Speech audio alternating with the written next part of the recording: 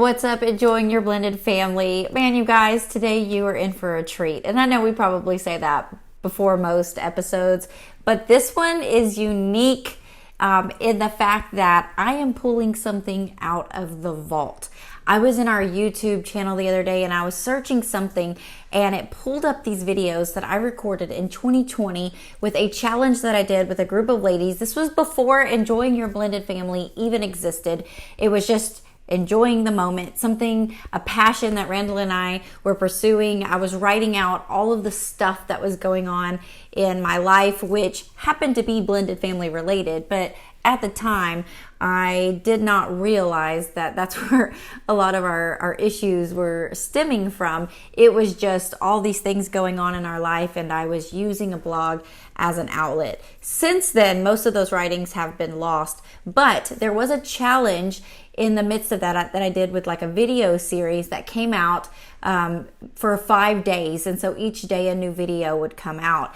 And I took a group of ladies, about 30 ladies, through this challenge with this mindset shift that changed everything for me. And I just finished listening to all 5 days, plus there's a night before and there's a recap video. And man, the stories that I was sharing during that time, they were so fresh and so real.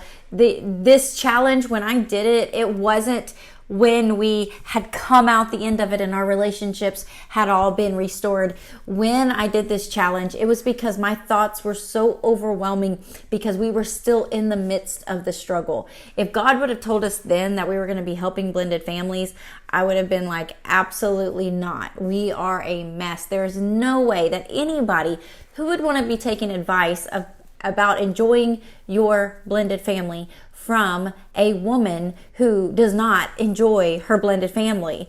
And honestly, at the time, it was rough. Man, when I was listening to my stories, I was like, oh, it just breaks my heart to know the things that we went through, the stories that I share in these videos that are coming up here in just a bit. So I just pray that this episode blesses you in the midst of your struggle, just like it blessed me in the midst of it. 5 different topics, 5 different days, each one, these little life lessons that I've learned along the way about taking those thoughts captive. If your thoughts are on repeat, a broken record of all of the crap that's happening in your blended family, how things will never change, your spouse will never see, your stepkid will never blah, blah, blah, fill in the blank, or your co-parent, whatever it is, if you have these thoughts that are continually going through here in your head and it is just destroying yourself, it's destroying your marriage, it's destroying your family, the relationship with your children.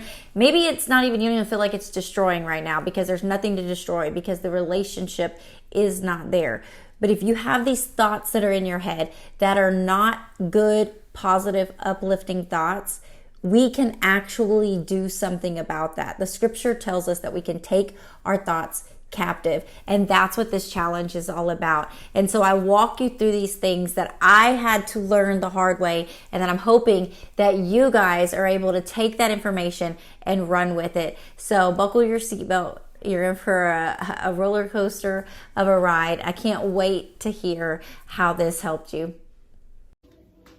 Happy Take Your Thoughts Captive Challenge Eve. So we're here the night before everything changes. Well, I mean, in reality, everything's probably going to stay the same on the outside, but that's what this challenge is all about. Our circumstances on the outside are always going to be things out of our control coming at us. And what I've learned over the years is regardless of what season of life you're in or what stage of life or how old you are, how much money you have, what kind of job you have, regardless if you have kids or no kids, every single season has situations coming at you out of your control.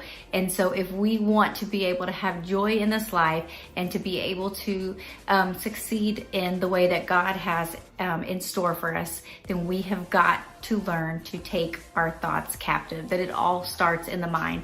So tonight is the night before, and I just wanted to just send you a quick video just to, for one, encourage you and say, way to go.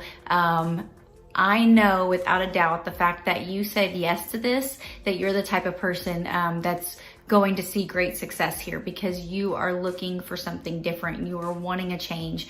And when you want it, God always meets us where we're at. So I do believe that. And I've been praying for you. I've been praying for this moment for you and what we're going to be learning over the next 5 days. And I also wanted to just tell you there's a couple things that you're going to need. If you don't have them, don't let it stop you, but it will be very helpful to have this.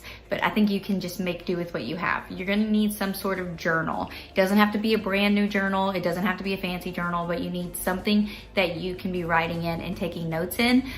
You want to have your Bible, either a physical Bible or the Bible on your phone, because everything we do, we want it to be rooted in scripture.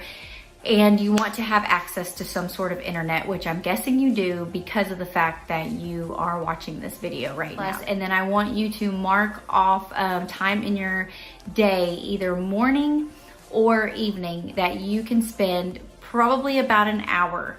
You're gonna need an hour each day for the next 5 days. You could probably condense it down to 30 minutes once you get the routine into play and into practice. But I gave you this survey that I want you to do today. So there's 10 questions for you to do. You don't have to answer these to me. You don't have to send it to me. This is just for you. You can print the page out and you can add it into your journal, or you can just write down the answers in your journal, write the question and the answers if you want to be able to know, like going back to it later on, like what the question was, you might want to write that down. But one of the questions in there is, are you a morning person or a night person? So if you are a morning person, then you want to carve your hour out in the morning, an hour before everyone else wakes up. Now, if you're waking up at 4 o'clock in the morning already, because you have to be at work at 5, then maybe this isn't when you should do yours. But say your kids are all getting up at 6 o'clock. This is how it's been in my house for many, many years. My kids will start waking up at even 6:30 or 7 o'clock, just depending on what stage they were in. But most people in the house begin to start waking up at 6. So I've spent most of my time, I wake up at 5 o'clock. That way I can have a whole hour to myself before anybody else gets up. And that's when this practice is gonna best take place, is when you have a whole hour without being interrupted. And then if you are a night person, you don't want to wake up an hour before everybody else.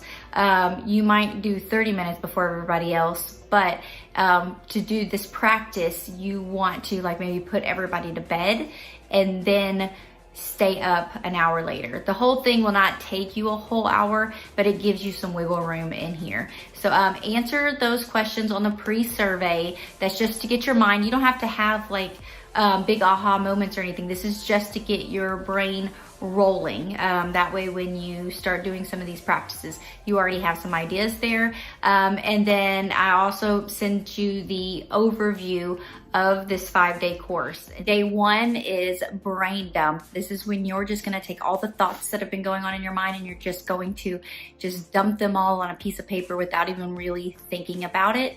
And then it's gonna help us discover like why these thoughts keep coming up in your mind. And then day 2 is what you put in must come out.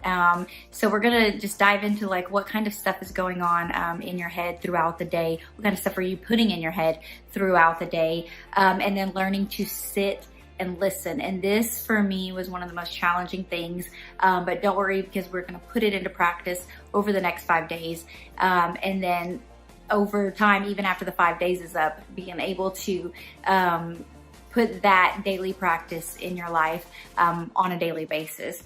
Day 3, discovering your weakness. And here we're going to just really hone in on what are those areas that you feel like you're less than or you're a failure, and then just really seeking God and like, why do you feel this way? And then owning some of those things and being able to move forward and recognize some of those triggers of what causes your mind to start wandering and worrying and feel that anxiety and all of those things.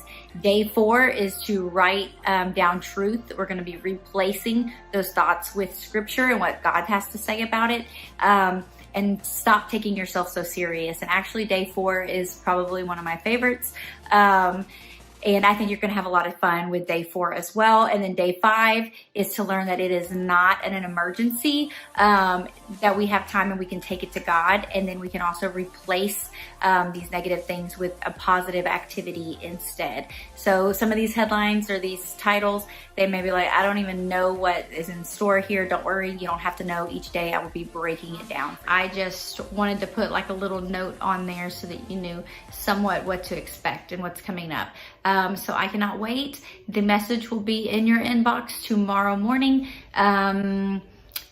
no later than 6 o'clock, because for me, that's when I get up and go in and get my day going. So it should be in there before that. If you're waking up at 5, it should be in there already. But just letting you know, if you don't see it in there in the morning, check your spam folder, and then go ahead and there's a way you can mark the messages from me so that your email is like, oh yeah, I want to receive things from them. You can star it or something, and it'll start putting it over into your regular inbox, so you don't have to go searching for it. So congratulations. I'm so glad that you signed up, and I cannot wait to see what God does for you over the next 5 days. See you in the morning. Hello, ladies. I am so excited that you are joining me on this challenge. I put on today's email that it is the hardest and the easiest day. It is the hardest because you're having to choose to step outside of your norm and do something different, but it's the easiest because today is basically just going to be getting out all the stuff that's going on here in your mind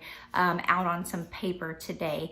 But before we get started, I do want to introduce myself because we do have ladies on here that I have never met before. So I am Scarlett Tandy. I'm currently the the assistant children's family pastor at Family Life Church in Lake Jackson, Texas. And before that, I've been doing this for almost 2 years now.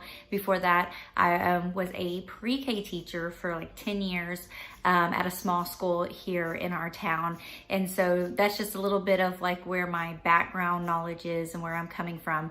But even more so, this challenge doesn't come from what I've really learned at the school or in the church. These things that I have learned have come from real life situations that I've had with my family.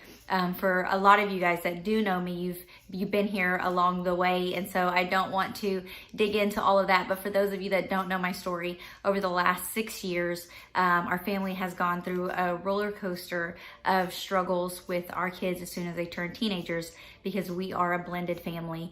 And so as soon as our oldest one, which is my stepdaughter, turned 15, she went to go live with her mom in Alabama, which kind of wrecked our world. And in that process of grieving and mourning her being gone and trying to figure out how to bring her back, our younger two, which were just right behind her in age, they're all just a few years apart, began to have their own struggles and issues. And in that process, they ended up moving to their dad's as well. So if you've ever, if you're a parent or you've ever experienced your child leaving just even on a simple basis, like maybe going to visit a grandparent or going off to college, something like that, you know what it's like to not have your kids around. So for me to experience, go from having a house of 30 to not having any kids in the house and not being prepared or expecting that for that time in our life, I still thought I had a few years raising them. It was the hardest thing that I have gone through. It was like someone literally ripped my heart out of my chest. And so I've had to, in those 6 years of process, I've had to learn how to choose joy and keep my thoughts focused on positive things and to really lean in on God's truth and what He says and hold tight to my faith with that. And it's been a journey, to say the least. In the middle of all of that, I lost my dad first, and then my grandmother within just a couple years. And my grandma's the one who raised me, so it was like losing your mother. So like I said, it's just been a roller coaster of emotions. So I don't know what it is that you're going through. I don't know if it's something big or if it's just the current crisis going on, the pandemic, weather, having to do virtual learning, whatever it is that's going on in your life right now that has you stressed out, that when you saw my message that you were like, yes, that's me. I've got to do something different, whatever it is. These steps that I've learned for myself, I believe can help you if you put them if you put them into practice in your day-to-day life. I don't always get it perfectly right. Even just creating this course, I came to a point just a couple days ago where my thoughts were running rampant, and I'm like, I don't know who I am that I can do this. Who am I to teach you guys how to do something when my life is a mess itself? Like, it's not like I have it all together yet. And that's not the point. And like I said in last night's intro video, you're not going to just magically you do this and your life is perfect and things aren't happening around you. You're still going to have a mess of things happening all around you. We can never stop trouble from coming into our life, but what we can stop is how we process it and how we let it affect us, and how we as moms, as women, let it affect us. It trickles down into how it's affecting our family. So it is very, very vital that we're able to take our thoughts captive. And it's biblical. The Bible tells us to take our thoughts captive, and it wouldn't tell us to do it if we didn't have the ability to do it. But we really got to hone in on spending that time with God. So that's where we're at now with day 1. And today's video may be just a little bit longer because I wanted to set the stage for you. But the exercises that you're going to be doing, usually, like I was saying in the video last night, I want you to have like an hour block, but it shouldn't take you an hour. But some days there will be like 30-minute exercises. And so you really need to choose a time where you're able to really focus in on it. So today, what I'd like you to do, if you got your journal, go ahead and pull that out now. If you don't, then, pause the video and get your journal out, or get it after this video is done. But what I want you to do, today's called the brain dump. So all you're gonna do, and I didn't come up with this, I've learned it from people that have spoken to my life, people that I listen to and that are my mentors, people that I've never met, but I've listened to them online, and they've really encouraged me and got me to the point where I'm at today. So you're gonna do a brain dump. I want you to just take all the thoughts that come in your head all day long that pull you away from being able to enjoy life. It could be fear that you have. It could be just the stress of your day-to-day task, just any issues that come up, family problems. I just want you to write it all down. It doesn't have to be eloquent. It doesn't even have to be complete sentences. I just want you to just put it all on paper. And this is a good practice to do in general, not just day 1, but when you start to feel overwhelmed, you just do a brain dump and you get on your journal and you just write them all down. So that is step 1 today. I want you just to write it down. You don't have to know anything, any whys or anything yet to it. But then I want you, after you write it all down, I want you to sit quietly for at least 15 minutes. If you can do 20, that would be better, but at least start with 10, 15, 20 minutes. You can set a timer. What I have to do is I have to actually put a timer on my phone so that I know it's gonna go off in 10 minutes if that was my goal, or 15 minutes. So I'm not constantly looking at the clock, because then I will try to go to my quiet time with God, and then I'm like praying with one eye open, like, oh, has it been long enough? Oh, nope, not yet. Let me keep going. So just set that timer so you don't even have to worry about it anymore. And then I want you just to sit in quietness and just ask God, like, God, I need you to reveal to me what is going on. What are these thoughts going on? What's the root of them?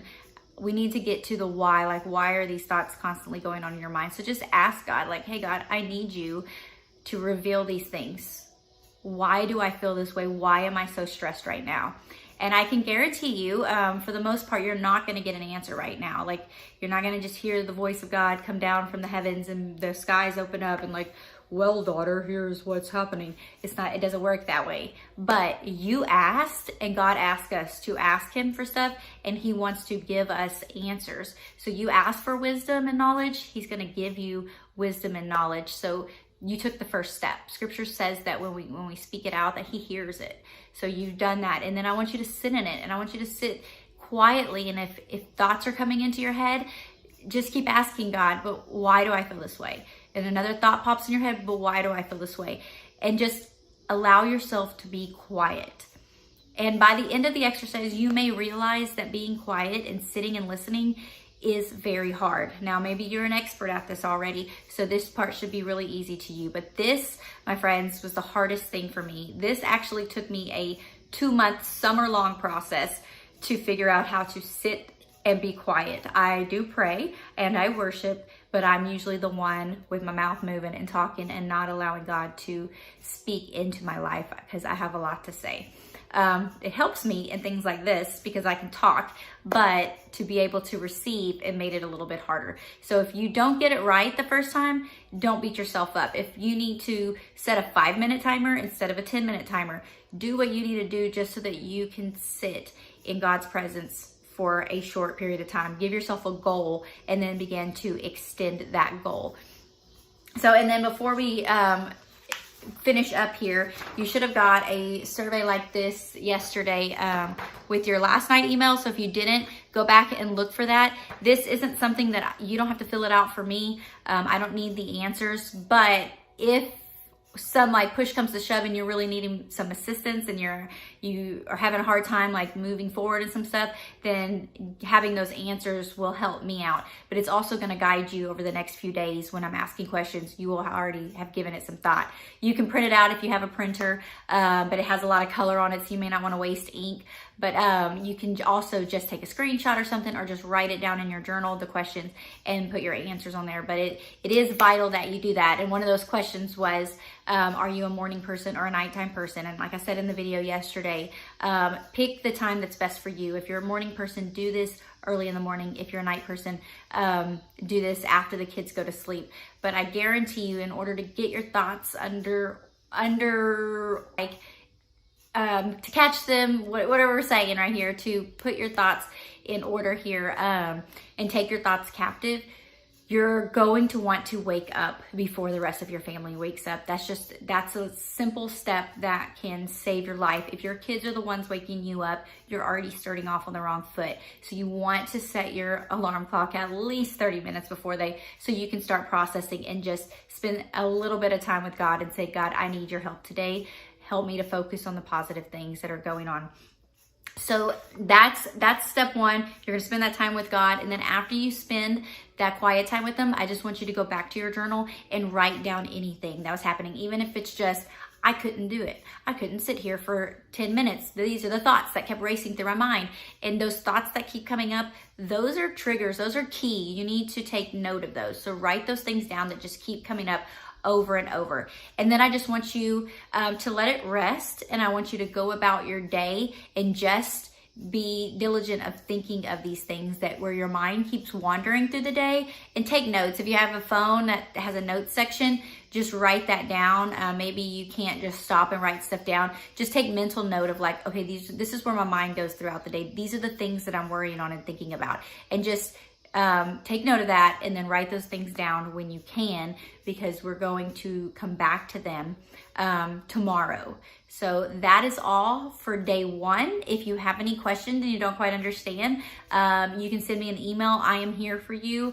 I am your support. Again, I am not a doctor. I am not a psychologist. I don't have all of the answers, but I do have my experience and what I've done in order to be able to move forward even through the hardest times of my life. So again, I'm just so proud of you ladies. Way to go of taking the first step, and I will see you back here on day 2. Hello ladies, I'm so glad that we have completed day 1. So how'd you do yesterday? Were you able to sit in silence and just spend time with God? Did you find yourself wanting to talk the whole time, or keep looking at the clock like I was talking about? So I'd like to hear some feedback from you, how it went for you. If you want to send me a message in the email, like I don't mind at all. I'd love to hear back from you. And then you were taking notes and just brain dumping all the things going on in your head. Was that like a quick 1 page, half a page, 5 pages? What did that look like for you? So I'd love to hear feedback from you on, you don't have to tell me exactly what was on your list, but just, did it feel like your list could go on and on, or really did you not have much on your list? And then I want you to start paying attention to something when you're writing these things down. Maybe highlight or circle in some sort of way, but what things are in your control and what things are out of your control. And just begin to take note of these things that are in your head all the time. Is there any way that you can control this or fix this or help in some way, or is this just completely out of your hands? So that is a very important task. Now for day 2, I hope you've taken the time now to like carve out time in your day so that you can spend at least 30 minutes trying to just focus on God's word and sitting still and quiet. But I know how hard it can be, and I personally needed guided help with this. So the cool thing is we live in a world where all the answers are at our fingertips. And so there's actually videos out there to help you. So there's a video that I love. Her name is Adrienne, and she does yoga. So she has this meditation video as well, where she's just walking you through the steps of deep breathing and taking your thoughts captive, and to be able to just clear your mind and focus. And then she's very understanding and just kind in the way of just understanding yourself and your body and your mind, and that it will tend to venture off, and that's okay. So during today's practice, when you are going through the guided meditation, you are going to find that your mind wants to wander off to all the things that you have to do for the day.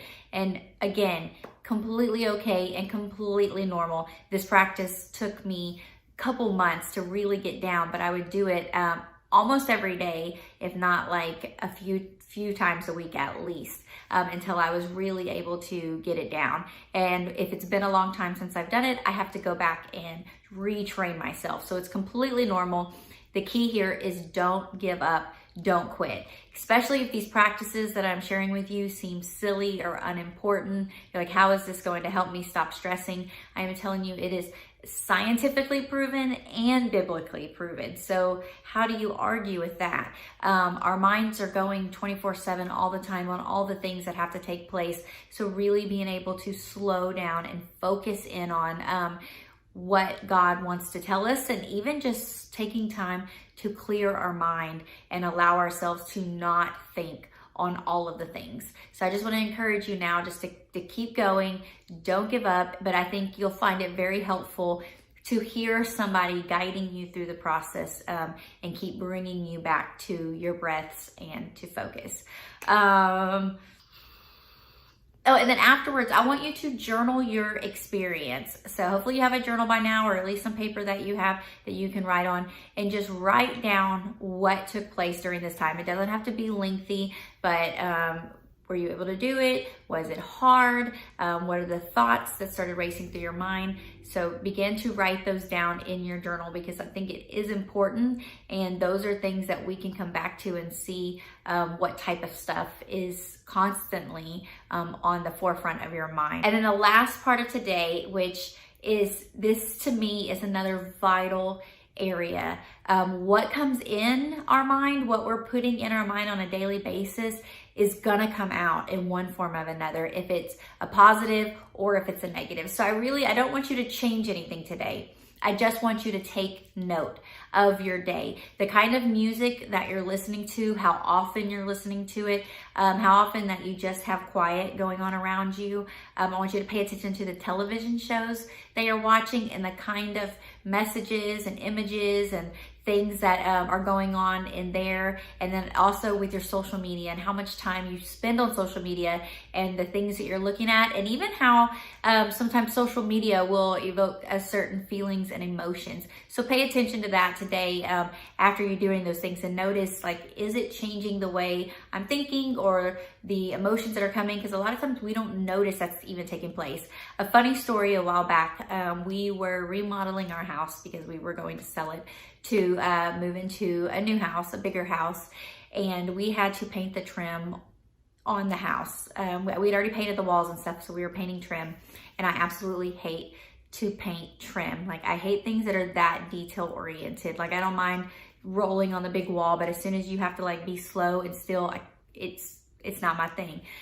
But what I noticed is I was beginning to get really agitated, and not just agitated about the task, but agitated now even about my relationship, and that we don't ever go out on dates, and all of our time is spent on this house and trying to fix it and all the stuff.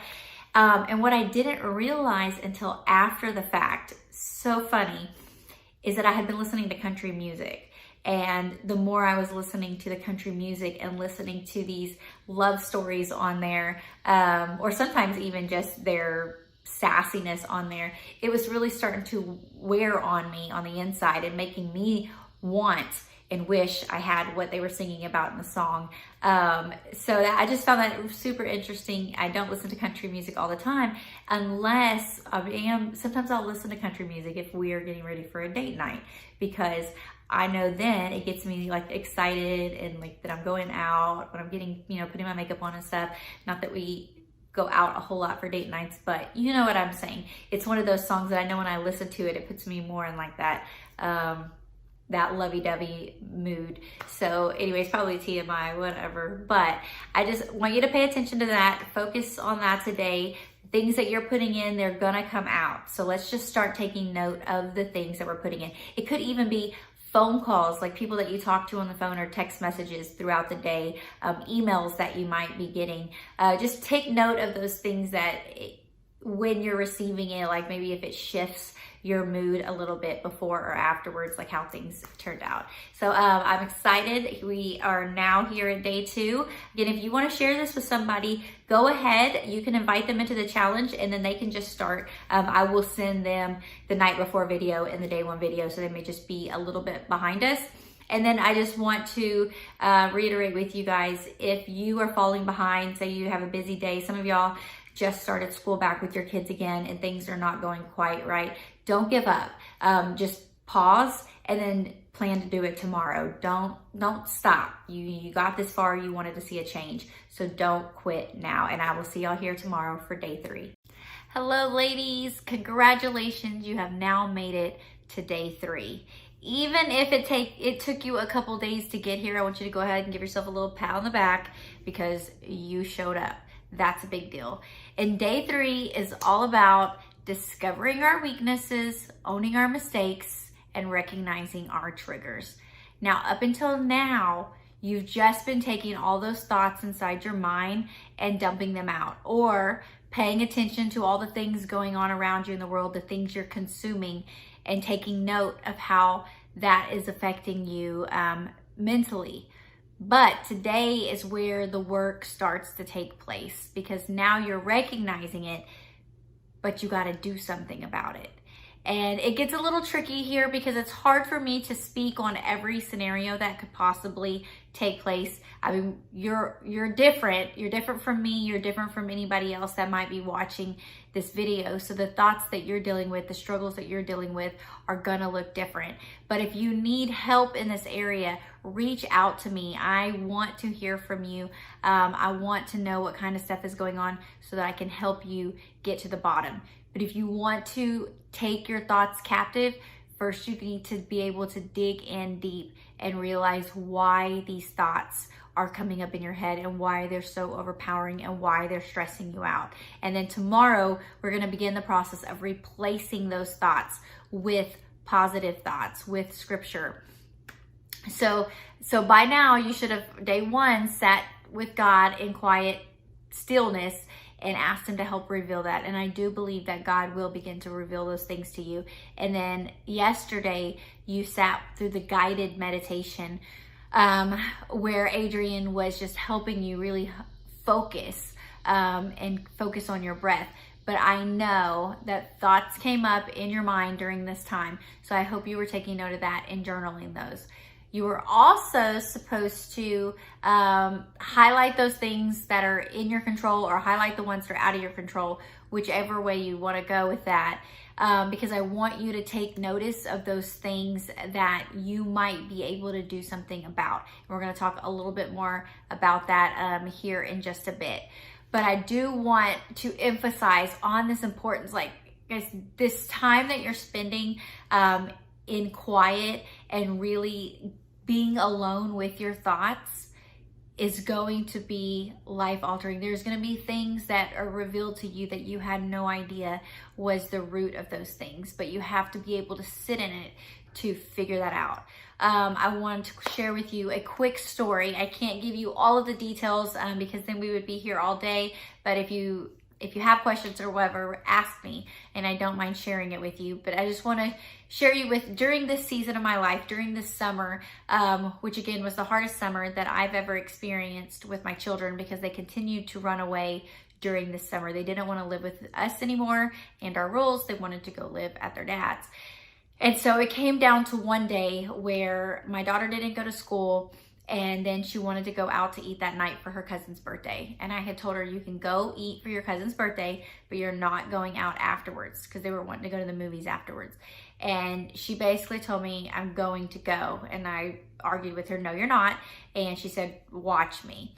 And so in that process, my husband was downstairs with his mom talking at the bottom of the staircase, and we were up in a room off the top of the staircase, and I could hear her starting to get loud and mouthy. So I went up to her and I grabbed her arm to make her be quiet. And I could feel my nails, and I don't even keep nails, but I could feel them go into her skin. And it clicked in me how far this moment had just went. And so I released, I went downstairs. I actually ended up leaving the house. I told my husband, I was like, they may end up leaving, just let them. I don't know what else to do right now. So later on that night, I get a phone call in the middle of the night from the police station, and my daughter, who had been with her dad at her cousin's birthday party, that he had told her, or she, whatever reason, they decided that they were going to press charges on me for grabbing her arm. And the police just wanted to talk to me and see what my side of the story was and what was going on. Luckily, my daughter, in the process of talking to the police, decided that it was not a good idea to press charges, because they were fixing to come to my house in the middle of the night and take me down to the police station. So they were just giving me a heads up of what was going on. So just with that being said, to me, I can look back at it and laugh now, that the whole situation and how it could have played out. I'm so thankful that it did not play out that way. But that next day, or maybe it was a couple of days later, I'm not exactly sure when, but I sat in my quiet time and I really started to dig into, God, what is going on here? How do I stop this? What is happening? Why am I getting so angry? And God began to reveal this thing that I never even realized was taking place the entire time that me and Randall, my husband now, had been married. And this was at this point, like we were like 8 or 9 years in, that I was dealing with a fear of, if my kids misbehaved and he had to step in, that it would turn violent. And that cause of me having that fear had nothing to do with my husband, but it had everything to do with my childhood. And when I was a little girl and something would go wrong, or my mom would say the wrong thing, or my brothers would get in trouble, that my dad, if he had enough alcohol in him, that he would become violent with them. I was very grateful it never happened to me, but I witnessed it. And I always felt like, and I'm a middle child, so I always felt like I was trying to keep the peace in the house. And then when I married my kid's father, he also had that same tendency to go off when things didn't go his way. And he would not hit me and he would not hit my kids, but he would throw things. He would become very, very angry. And it wasn't pretty. And so from my previous past experiences, now fast forward and I'm trying to raise my kids, I'm trying to help them by making them be quiet and not get in trouble. I'm trying to protect them from my husband, which in reality was never going to hurt them in that way. It was just a fear that I had deep inside me, and that if he got mad enough and he hurt them, for one, my kids would be hurt, and then for two, he would leave me. If they were too bad, that he would leave, and then I would end up alone and divorced again. So there was these scenarios that I had been playing out my whole marriage, trying to protect my kids from their stepdad and trying to make my kids look good to their stepdad, all from a irrational fear that I had. But I would not have discovered that had I not sat in those moments and really felt what is the fear that is the basis here. So again, that's just my story. That's just one situation that I discovered in this process, that I never was allowing my husband to be a dad in these situations, because I was always intervening and stopping him from doing that part because I didn't want it to go out of hand. So with that being said, I want you to spend this quiet time today. Today is not the same yoga meditation that we did with Adrienne yesterday. Today is actually a prayer meditation, and I love these. It's with Cultivate Connection, and she does an incredible job. Once a week, she takes a scripture and you sit and meditate in that, and you ask, the Holy Spirit to begin to speak to you in these moments. And it's just incredible. These are 30 minutes, so it does take just a little bit longer, but it is so worth it, guys, to be able to spend this time with God and start getting to the meat of the problem. So again, during this time, first take a mental note during, like, where does your mind keep going? And then afterwards, take time to write it down in the journal, because I want you to see if you begin to see a pattern with these thoughts. And then again, tomorrow, we're going to take these thoughts that you've been writing down, these negative thoughts that keep coming up in your mind that are causing you to be stressed out or anxious or upset. And then we're going to start replacing them with what does the Bible say. So this is what we're working towards, but you got to do the hard work first. There's no way around it, unfortunately. So I just encourage you to stick with it. Even if it feels awkward, it feels weird, stick with it. So I just want to share this quick story with you that I learned a few years into teaching pre-K. I went to a conference, and it was all about classroom management and classroom setup and all this stuff. And they were talking about different things that you can do that's in your control to prevent the problem from taking place. And I was getting all of these ideas, and I was like, oh yeah, like this is an issue. We could just move this, it's like designing the area or whatever so that you didn't see the same problems that you've always seen. And at this point, we're like in October, and school started mid-August. And so I went to the professor and I asked her, I was like, so should I wait until next year to implement this? Because I've already set the stage for what it's like this year, and I don't want to change things up on them when it's only been a few months. And she asked me something that was so profound. She's like, if you had a boss that was just doing things really bad, like they sucked, and it was affecting you negatively, would you want them to wait till next year to come up with new procedures and rules? I was like, of course not. And she's like, exactly. Like, start making your changes now. There's no need to wait till next year. You can start slowly implementing and changing things now. So I just want to encourage you with that. Like, as you're discovering things and realizing, okay, this needs to change. These things are in my control, so I can do something about them.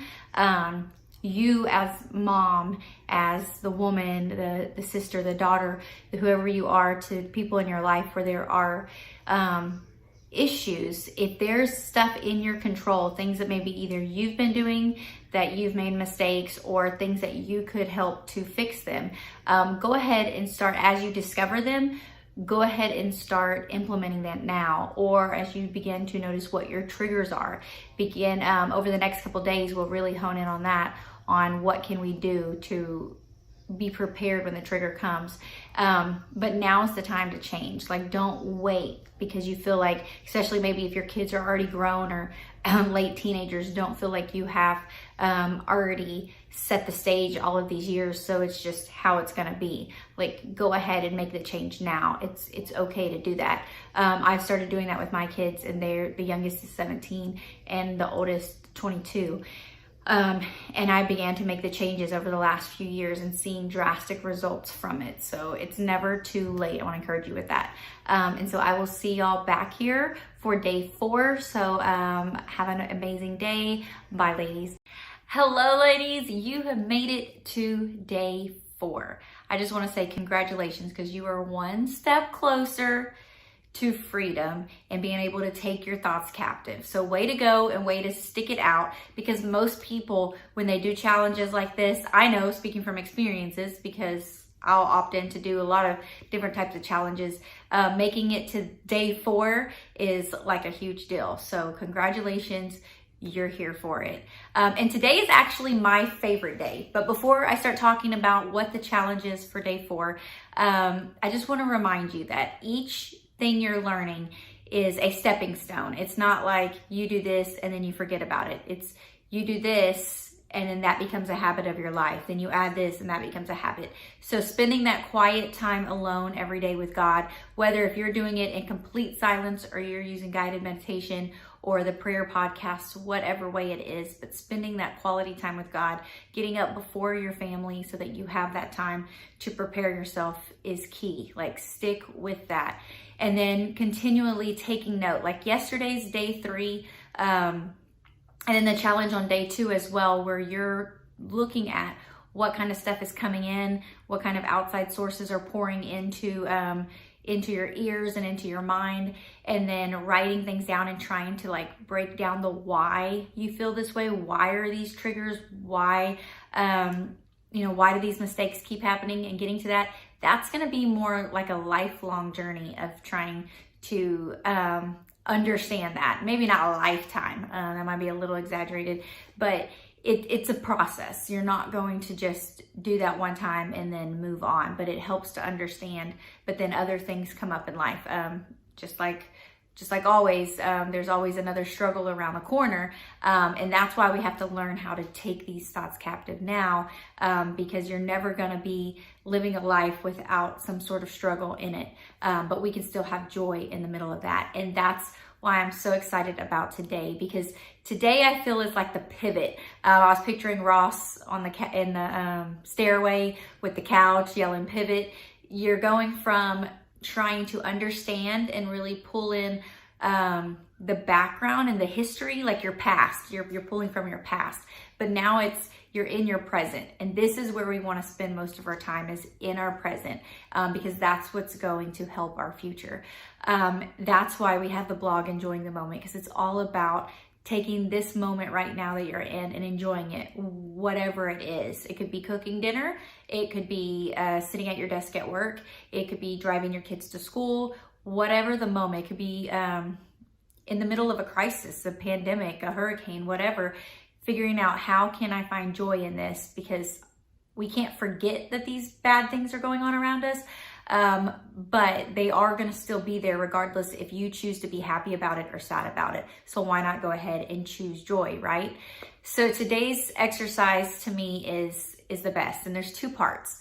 First, I want you to be looking at your list, the list that you've been making of the things that are negative thoughts that come into your mind. And then we're going to take time today to replace those thoughts with positive thoughts. I provided you some scriptures on some like basic, typical things that people tend to struggle with. Moms tend to struggle with, wives, just women in general. And then I replaced it with truth, scripture from the Bible, what God says about you and your situation. But I don't have all the situations written down, so you may have to go digging. Again, use that YouVersion Bible app as a source, because you just type in the word at the top. Some of them it already has there. Like I know it has anxiety. You push that and then it gives you scriptures for it. Whatever it is you're struggling with, if you're sick or sad, stressed, you push that button and it gives you all of these scriptures. So use that as a resource if I don't have your particular struggle written on there. And then begin to write these in places that you go to often. So if you're struggling with maybe your looks, your body image, you take that scripture where God says that you're a masterpiece and you were created in his image. Take that and write that down and stick it on your bathroom mirror. For our upstairs bathroom for our girls, we would write it up across the top of their mirror in lipstick. We've done all kinds of, Randall and I take whatever God's promises for us and we take a dry erase marker and write it big across our mirror in our bathroom so we are seeing it constantly. If it's something that you struggle with at work, maybe put it in your car, on your visor or something, or even at your work desk, wherever you're at, so that you have that constant reminder. And then second, this is my favorite part, that I want you to find time today to do something that makes you laugh or puts a smile on your face, or makes the people around you laugh and puts a smile on their face. It may take you out of your comfort zone depending on what your personality is, or what you typically do on a day. So it might even shock your family a little bit. I consider myself a fun person, and when I'm around my friends, I like to laugh and joke and have a good time. But a lot of times when it comes to my family, I take the job so serious that I forget to have fun with it. Our oldest-ish, Riley, the older Riley, if you don't know me, I have 4 kids. Just so that you know when I'm talking. The youngest is little Riley. Devin is next. Both of those I birthed. Then the next is big Riley, which Randall had her when we married almost 12 years ago. So we have a little Riley and a big Riley. And then we unofficially adopted Susan. She was one of our youth students, and she was older than the rest of them. She's 22 and our youngest is 17 now. So just with that being said, the older Riley, she is silly and goofy and loves to have a good time, and she's one that really pushes me out of my comfort zone to do this. She'll turn on music and want to dance around the living room, the kitchen, or just start chasing her brother around. Like it's one of those things that I wouldn't normally do because I'm busy, washing dishes or working here at the house, cooking dinner, or finally just relaxing and trying to just sit on the couch and do nothing. But she loves just to laugh and have a good time. And so even when we're FaceTiming now, it's like there's always a lot of laughter in it. Your jaw hurts at the end of it because you just let loose. So today I challenge you to let loose. Today is all about stop taking yourself so serious. It's just a brain switch, but it could change in an instant for you, and it makes all the difference. But I've always taken myself so serious, and that's rooted in my insecurity. I would not do certain things because I don't want to be judged, because then I don't want people to think that I'm dumb or something.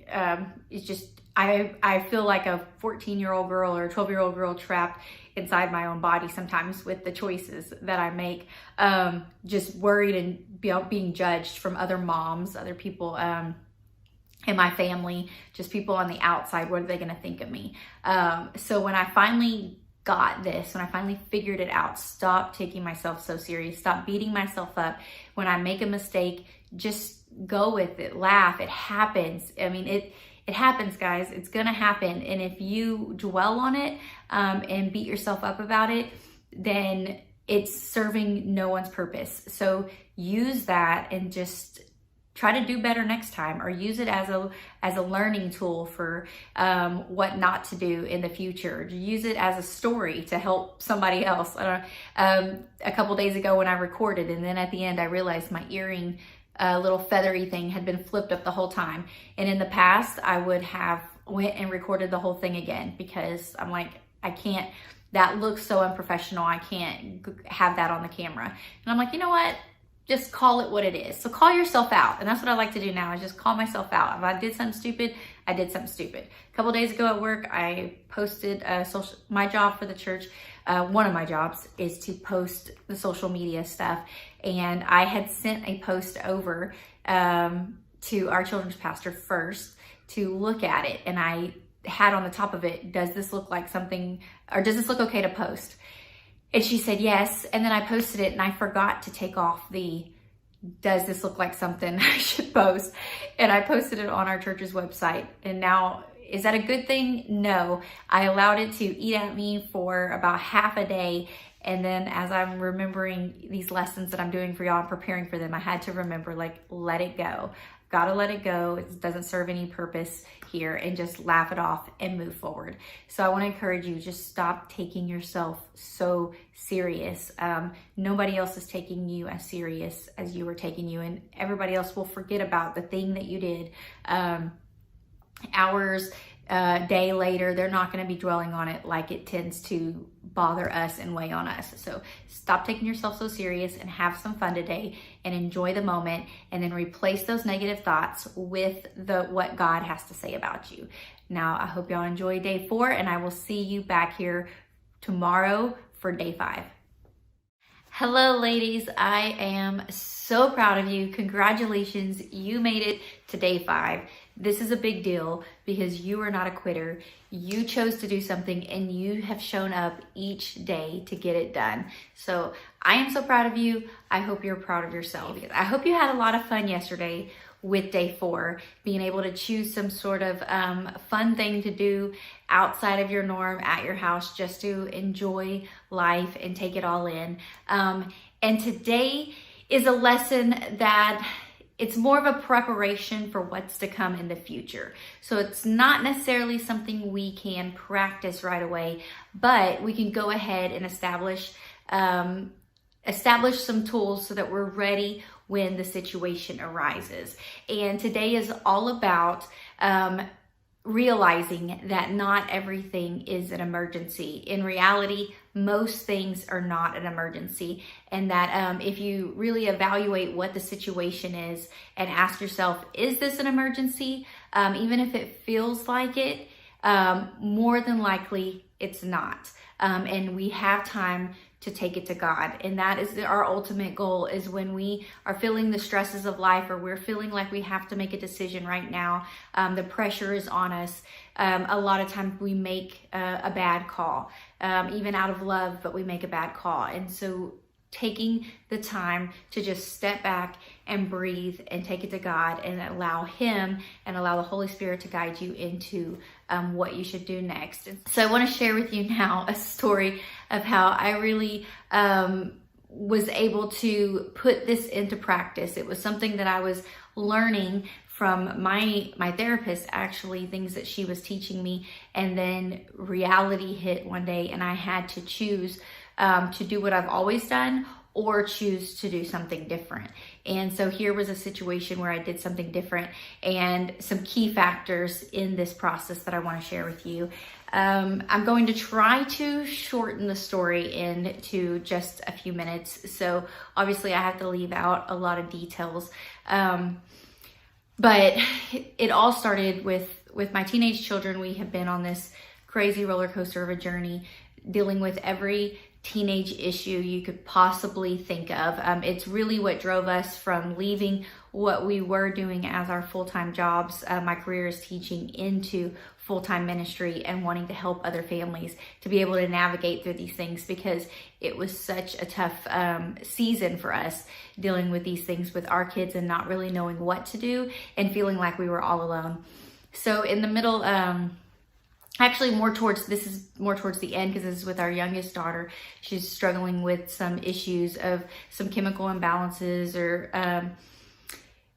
we'll say acting out, irrational things coming. And so we had been getting her into counseling, and the counseling recommended getting her into a psychiatrist and diagnosis and all this. And we had some bad diagnosis, and they recommend, her therapist, we actually see the same person, recommended us to get a second opinion.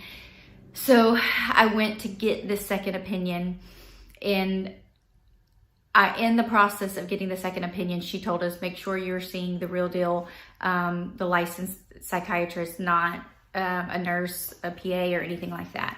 So we get there, and before I even realize it, they usher us back into the room. The whole process of going to the therapist, filling out the paperwork and all that, it had really started to stir up emotions in my daughter. So at this point, she was very anxious and agitated. And then they kind of sweep us back into the back room and start asking us questions, and we're answering them the best we can. And she was just being very condescending and talking down to my daughter. And she's 17, and nobody wants to be talked to like they're a baby, especially when they're 17.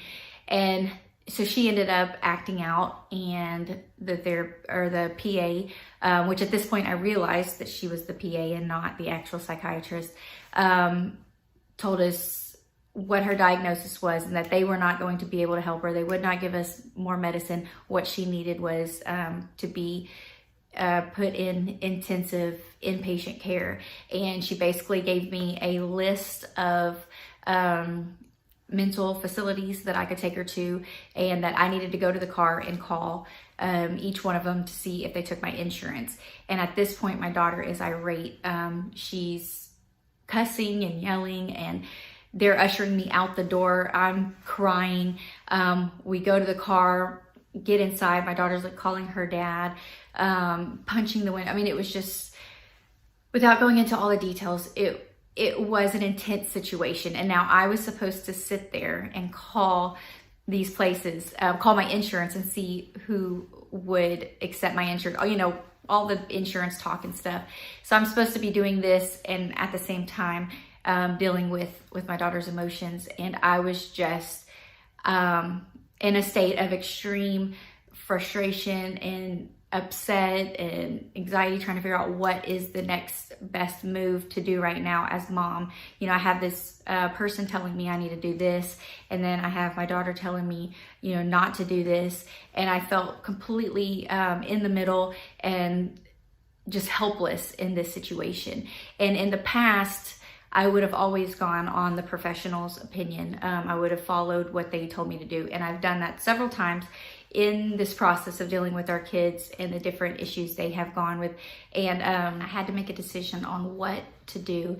And I decided to just get in the car and drive. I didn't make a decision one way or the other, and it gave me time to think and process and to pray and ask God what I should do. And we were in Pearland, so it was around 5 o'clock, so we were stuck in traffic, which is normally a bad thing, but this gave me time to think and process.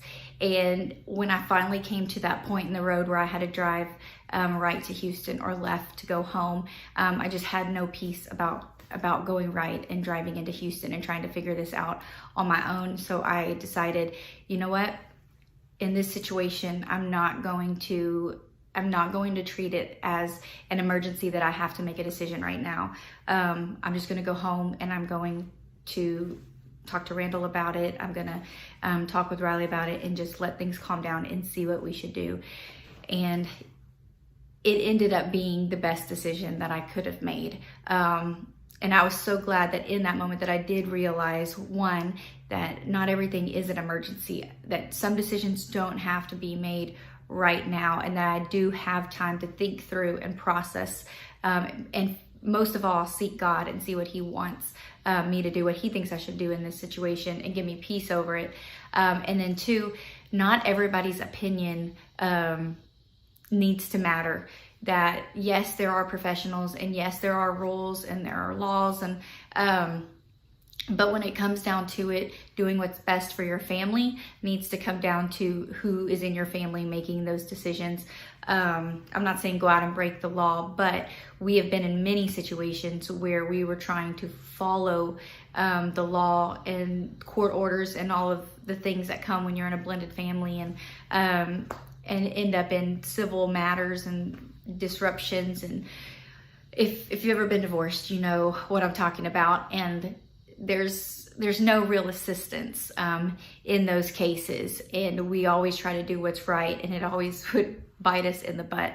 So I'm just saying, don't always take other people's opinions, professional or not,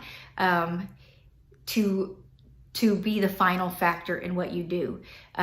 Let God be your number one go-to, and then sit down and you make a sound decision with those that are in your family for what's best for y'all.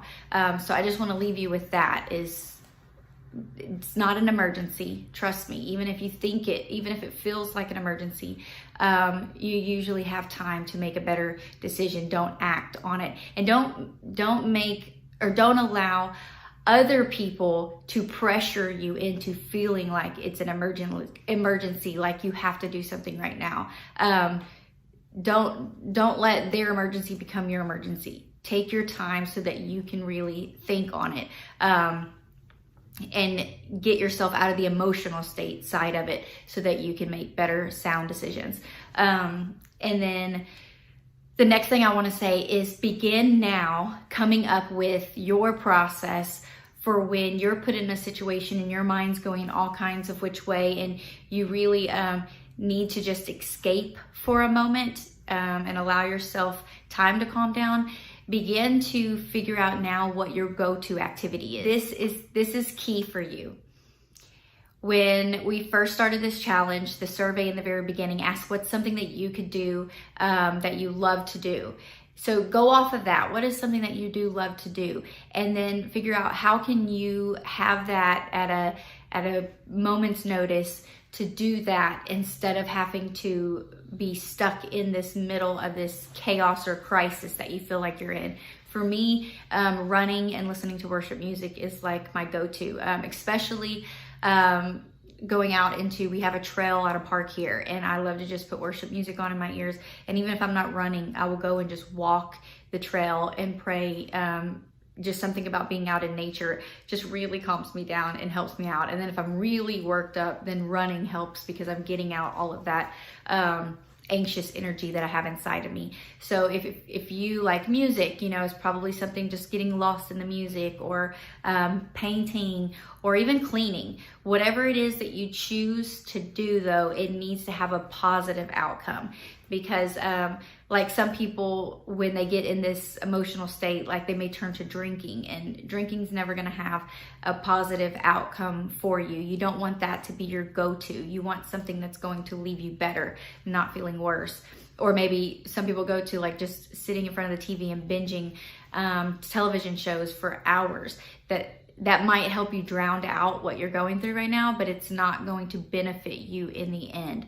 It's good for its time and season, a short season, but it doesn't need to be your go-to. So find something healthy that you can do, that you can turn to in the middle of these situations. And then I just want to address one last thing, is that we are humans. And so when you are coming face to face with a stressful situation, especially those that are high intense or do feel like emergencies, it's okay to react emotionally. Like, you don't want to go all irate and like crying and in front of everybody and like, or telling everybody off. But it's okay for you to react like a human. If you need to cry, cry. For me, I don't like to cry in front of people, but I will go take a shower and just allow myself to have that emotional time.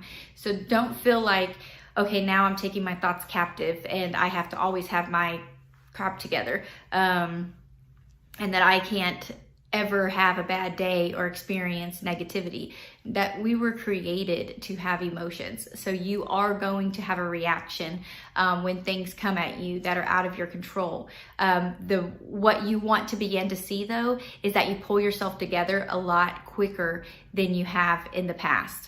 So whereas it might have taken you a week or several days or even a month to be able to get over this, you want it to come down to, okay, going to sleep that night and waking up and now you're ready to face your day, you're ready to face the challenge head on. So you want those times that you are in that emotional state to get less and less, and like less time in between. So I just want to leave you with that. It is okay to be human and have human reaction. But thank you, ladies. I am so grateful for you doing this challenge with me. And expect an email tomorrow to just sort of wrap everything up. Just a reminder of all the different things that we did each day and the process with that. But I'm so grateful to have you here with me doing this challenge, and excited to hear from you and how God has worked through this challenge to make your life better. So I will see you here tomorrow morning. Good luck with day 5. And again, day 5 is not something you can just actually go out and do. Day 5 is something that's going to happen unexpectedly. It's going to come up in your life, but you're going to have these tools ready to go, so you're ready to make the best decision for you and for your family. Love you, ladies. Hello, ladies. I just wanted to take another minute of your time to tell you congratulations. You made it all the way through the challenge. 5 days doesn't seem like near long enough for you to break these cycles that you have been struggling with for many, many years. But I'm telling you, when you present your issues to God and you allow Him to begin to work in your life, incredible things will start taking place, even if you don't see results right now. So I just want to encourage you, as this challenge comes to an end, don't let these tools that you've learned stop here. Continue to put them in your day-to-day practice, all the way from learning to sit and be still with God, or adding in these yogas or prayer meditations into your day, waking up 30 minutes before the rest of your family so that it'll set the scene for your day, or paying attention to those things that you're putting into your mind throughout the day and how much time you're spending on TV and social media. And then writing down those thoughts that you have, doing those brain dumps when your mind is just racing all the time, just dumping it all out on paper so that you can start to evaluate, like, why are these things continuing to happen? And then looking for those patterns there. And then I wanted to just continue to encourage you to have fun, enjoying the moment. The whole reason it was created was because Randall and I were tired of just trying to survive the struggles that were happening of being in a blended family and raising children.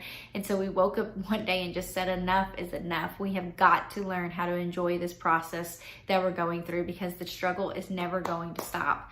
So how to have fun every day, how to enjoy each moment, how to laugh and not take yourself so serious. Take your mistakes and just use them as a tool to help you do better in the future, but don't take yourself so serious that you can't mess up, because you're gonna mess up. It's part of life.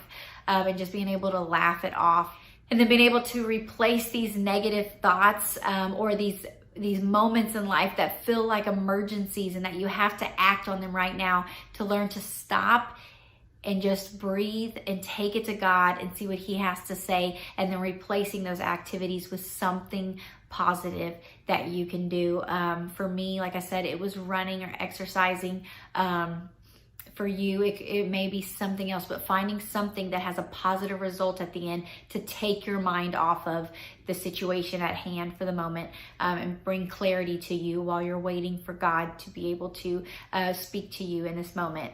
And anything or need assistance with this in the future, again, I'm just an email away. For some of y'all, just a phone call away.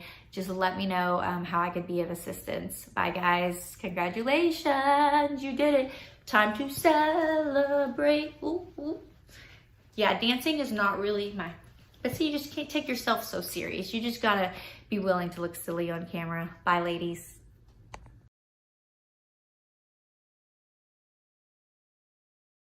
Your words, and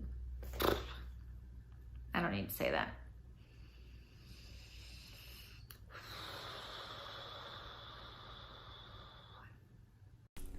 You see what I mean? Those videos is pure gold. If you can take that information and you can begin to implement it into your life, you're gonna see drastic changes. Learning to be still and listen to God, man, learning that things are not an emergency, learning to take those thoughts captive and replace them with something positive, something different, having outlets for yourself, all of it. Man, I could go on and on, but you just heard the stuff. I want to hear from you now, though. If there's anything from this video series that really spoke to you, please reach out at Enjoying Your Blended Family and let me know. Send me a DM, talk to me about it. If you need help walking through this series, I am your girl. For a certain amount of people, for a certain amount of time, I'm willing to do this with you for free. Like at some point, because there's only so much time in the day, I do have to do it as something where I'm walking you through the steps and we're setting up an appointment. But guys, invest in yourself. Jump on this, do these things, and you're gonna see a change in your blended family. And that is how you enjoy your blended family. Until next time, guys.